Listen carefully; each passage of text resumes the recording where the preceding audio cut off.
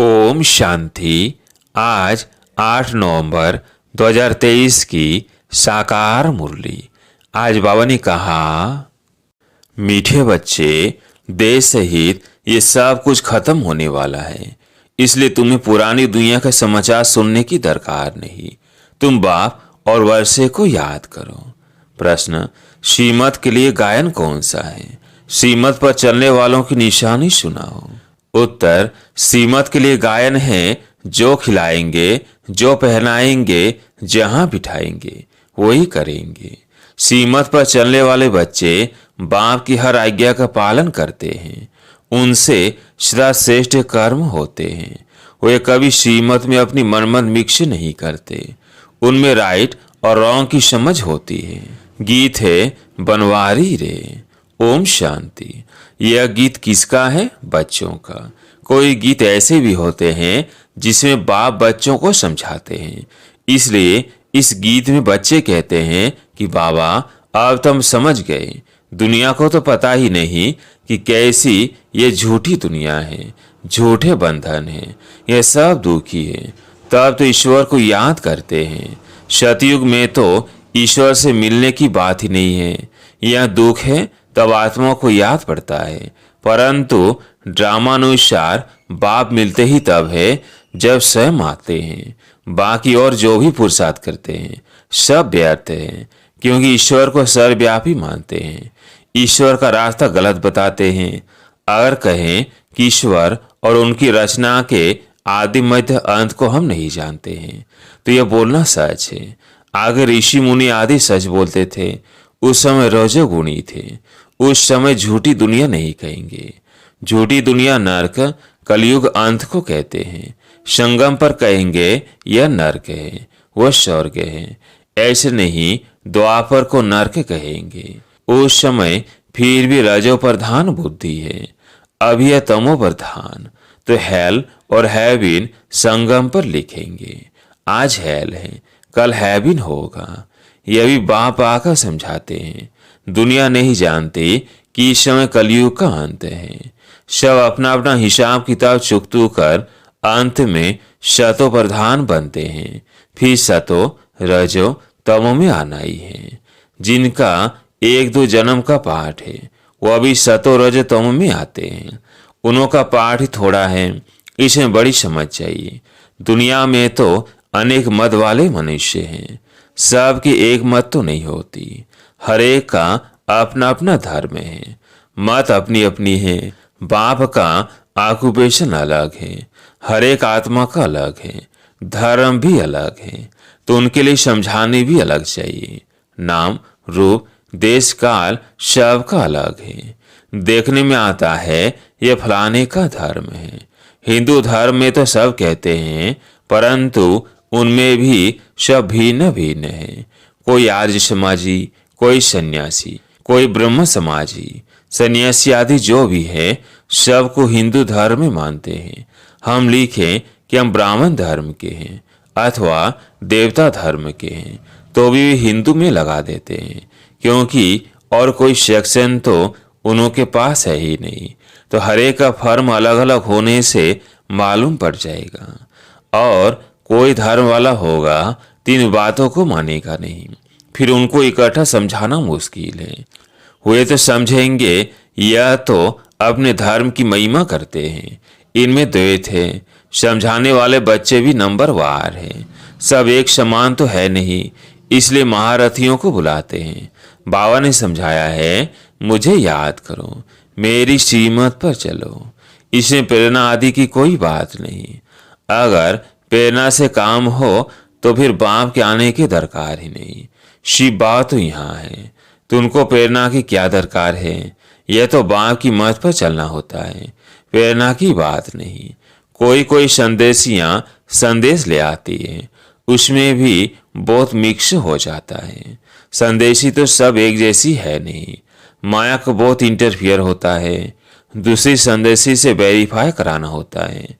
कई तो कह देते हैं हमारे में बाबा आते हैं, मम्मा आती, फिर अपना अलग सेंटर खोल बैठते हैं। माया की प्रवेशता हो जाती है। यह बड़ी समझने की बात है। बच्चों को वो सेंसिबल बनना चाहिए। जो सर्विसफुल बच्चे हैं वही इन बातों को समझ सकते हैं।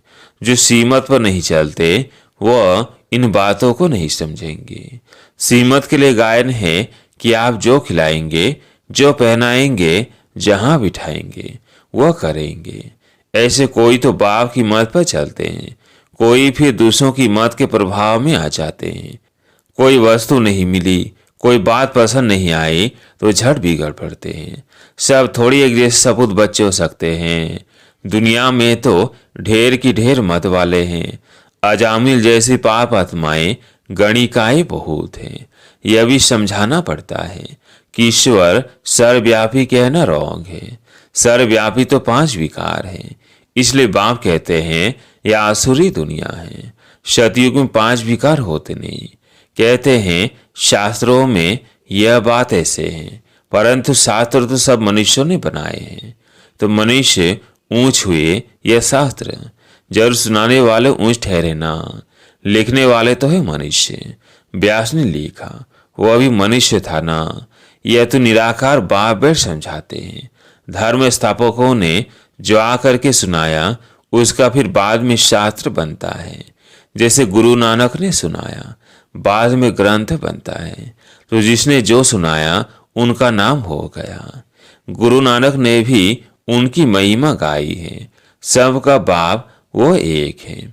बाप कहते हैं जाकर धर्म स्थापन करो। यह बेहद का बाप कहते हैं मुझे तो कोई भेजने वाला नहीं। शिव बाप खुद बैठ समझाते हैं वह है मैसेज ले आने वाले। मुझे कोई मैसेज भेजने वाला नहीं। मुझे मैसेंजर व पैगंबर नहीं कहेंगे। मालिक को भी मानने वाले होते हैं, परंतु उनसे पूछना चाहिए कि तुमने मालिक का अर्थ समझा है। वो मालिक है, हम उनके बच्चे हैं, तो जरूर वर्षा मिलना चाहिए। बच्चे कहते हैं हमारा बाबा, तो बाप के धन के तुम मालिक हो। मेरा बाबा, बच्चे ही कहेंगे मेरा बाबा, तो फिर बाबा का धन भी मेरा। अयम क्या कहते हैं हमारा शिव बाबा। बाप भी कहेंगे ये हमारे बच्चे हैं। बाप से बच्चों को वर्षा मिलता है। बाप के पास प्रॉपर्टी होती है। बेहद का बाप है ईश्वर का रचयिता। भारतवासियों को भी प्रॉपर्टी किससे मिलती है? शिव बाबा से। शिव जयंती भी मनाते हैं। शिव जयंती के बाद फिर होगी श्री कृष्ण जयंती, फिर श्री राम जयंती। बस मम्मावा की जयंती व जगदम्बा की जयंती तो कोई गाते नहीं। शिव जयंती, फिर राधे कृष्ण की जयंती, फिर राम सीता जयंती। जब शिव बाबा आए तब शूद्र राज विनाश हो। यह राज भी कोई समझते नहीं। बाबेट समझाते हैं वो आते हैं जरूर। बाप को क्यों बुलाते हैं? श्री कृष्ण पूरी स्थापन करने। तुम जानते हो शिव जयंती बरोबर होती है। शिव बाबा नॉलेज दे रहे हैं। आदि सनातन देवी देवता धर्म की स्थापना हो रही है। शिव जयंती है बड़े ते बड़ी जयंती। फिर है ब्रह्मा विष्णु शंकर। अब प्रजापिता ब्रह्मा तो मनुष्य सृष्टि में है।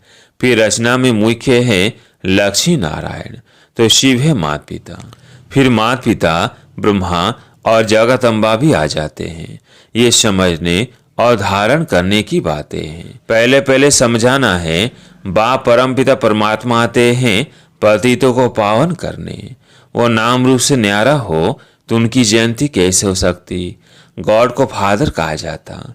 फादर को तो सब मानते हैं। निराकार है ही आत्मा और परमात्मा। आत्मा को साकार शरीर मिलता है। यह बड़ी समझने की बातें हैं। जो कुछ भी शास्त्र आदि नहीं पढ़ा हुआ हो तो उसके लिए और ही सहज है। आत्मा का बाप वह परमपिता परमात्मा स्वर्ग की स्थापना करने वाला है। स्वर्ग में होती है राजाई, तो जरूर उनको संगम पर आना पड़े। सतयुग में तो आ न सके। वह प्रारब्ध एक ही जन्मों का वर्षा संगम पर ही मिलता है। यह संगम युग है ब्राह्मणों का। ब्राह्मण है चोटी, फिर है देवताओं का युग। हर एक युग 1250 वर्ष का है। अभी 3 धर्म स्थापन होते हैं, ब्राह्मण, देवता, क्षत्रिय। क्योंकि फिर आधा कल्प कोई धर्म नहीं होता। सूर्यवंशी चंद्रवंशी पूज्य थे, फिर पुजारी बन जाते हैं। वो ब्राह्मण तो किस्म किस्म के होते हैं। अभी तुम अच्छे कर्म कर रहे हो, जो भी सतयुग में प्रारब्ध पाओगे। बाप अच्छे कर्म सिखलाते हैं। तुम जानते हो, हम श्रीमत पर जैसे कर्म करेंगे, औरों को आसमान बनाएंगे, तो उसकी प्रारब्ध मिलेगी। अभी सारी राजधानी स्थापन होती है। आदि सनातन देवी देवता धर्म की राजधानी होती है। यह प्रजा का प्रजा पर राज्य, पंचायती राज्य है। अनेक पंच हैं, नहीं तो 5 पंच होते हैं। यहाँ तो सब पंच ही पंच है। सो भी आज है कल नहीं। आज मिनिस्टर है, कल उनको उतार देते हैं। एग्रीमेंट कर फिर कैंसिल कर देते हैं। यह अल्पकाल का छंदभंगा राज्य, किसको भी उतारने में देरी नहीं करते हैं। कितनी बड़ी दुनिया है, अखबारों से कुछ ना कुछ पता पड़ता है। इतने सब अखबार तो कोई पढ़ नहीं सकता। हमको इस दुनिया के समाचार की दरकार ही नहीं। ये तो जानते हैं, देश सहित सब कुछ इस दुनिया का खत्म हो जाने वाला है। बाबा कहते हैं, सिर्फ मुझे याद करो तो तुम मेरे पास आ जाएंगे। मरने के बाद सारा साक्षात्कार होगा। शरीर छोड़कर फिर आत्मा भटकती भी है। कुछ समय भी हिसाब किताब भोग सकते हैं। साक्षात्कार सब होता है, अंदर ही साक्षात्कार करते हैं। भोगना भोगते हैं, बहुत पछताते हैं कि हमने नायक ऐसे किया। पश्चाताप होता है ना। कोई जेल बड़ होते हैं, वह कहते हैं जेल में खाना तो मिलेगा, मतलब खाना खाने से काम है। इज्जत की परवाह नहीं करते। तुमको तो कोई तकलीफ नहीं। बाप है तो बाप की शीमत पर चलना है। ऐसे भी नहीं किसको दुख देंगे, वो तो है ही सुखदाता। आज्ञाकारी बच्चे तो कहेंगे, बाबा जो आप डायरेक्शन देंगे, तुम ही से बैठो, तुम ही से खाओ। ये शिव बाबा के लिए गाया हुआ है। भागीरथ अथवा नंदीगण भी मशहूर है। लिखा हुआ है ना, माताओं के सिर पर कलश रखा तो फिर गौ दिखाते हैं। क्या क्या बातें बना दी हैं। इस दुनिया में कोई एवर हेल्दी हो नहीं सकता। अनेक प्रकार के रोग हैं, वहाँ कोई रोग नहीं है। न कभी अकाले मृत्यु होती है, समय पर साक्षात्कार होता है। बूढ़ों को तो खुशी होती है। बूढ़े जब होते हैं तो खुशी से शरीर छोड़ते हैं। साक्षात्कार होता है कि हम जाकर बच्चा बनूंगा। अभी तो जवानों को भी इतनी खुशी है कि हम शरीर छोड़ जाकर प्रिंस बनेंगे। बच्चे हो व जवान हो, मरना तो सबको है ना। तो सबको ये नशा रहना चाहिए कि हम जाकर प्रिंस बनेंगे। जरूर जब सर्विस करो तब तो बनो। खुशी होनी चाहिए। अभी हम पुराना शरीर छोड़ बाबा के पास जाएंगे। बाबा फिर हमको स्वर्ग में भेज देंगे। सर्विस करनी चाहिए। बच्चों ने गीत सुना, बंसी वाला श्री कृष्ण तो है नहीं। मुरली तो बहुतों के पास होती है, बहुत अच्छी अच्छी बजाते हैं। इसमें मुरली की बात नहीं। तुम तो कहते हो श्रीमत एक बाप ही देते हैं। जब तक कोई बच्चा नहीं बनता तब तक ये बातें समझ भी नहीं सकता। और इसमें फिर श्रीमत पर चलने की बात है। अपनी मत पर चलने से थोड़ी उच्च पद पा सकेंगे। बाप को जो जानते हैं वो बाप का परिचय औरों को भी देंगे। बाप और रचना का परिचय देना है। किसको बाप का परिचय नहीं देते तो गोया खुद जानते नहीं। अपने को नशा चढ़ा हुआ है तो औरों को भी चढ़ाना है। अच्छा, मीठे मीठे सिकिलदे बच्चों प्रति माता पिता बाप दादा का याद प्यार और गुड मॉर्निंग। रूहानी बाप की रूहानी बच्चों को नमस्ते। हम रूहानी बच्चों की रूहानी बाप दादा को याद प्यार गुड मॉर्निंग नमस्ते नमस्ते। धारणा के लिए मुख्य सार। पहला पॉइंट, सीमत पर सदा श्रेष्ठ कर्म करने हैं। दूसरों की मत के प्रभाव में नहीं आना है। शपूत बन हर आज्ञा का पालन करना है। जो बात समझ में नहीं आती है उसे वेरीफाई जरूर कराना है। दूसरा पॉइंट, सदा इसी नशे व खुशी में रहना है कि हम यह पुराना शरीर छोड़ प्रिंस बनेंगे। नशे में रह ईश्वरी सेवा करनी है।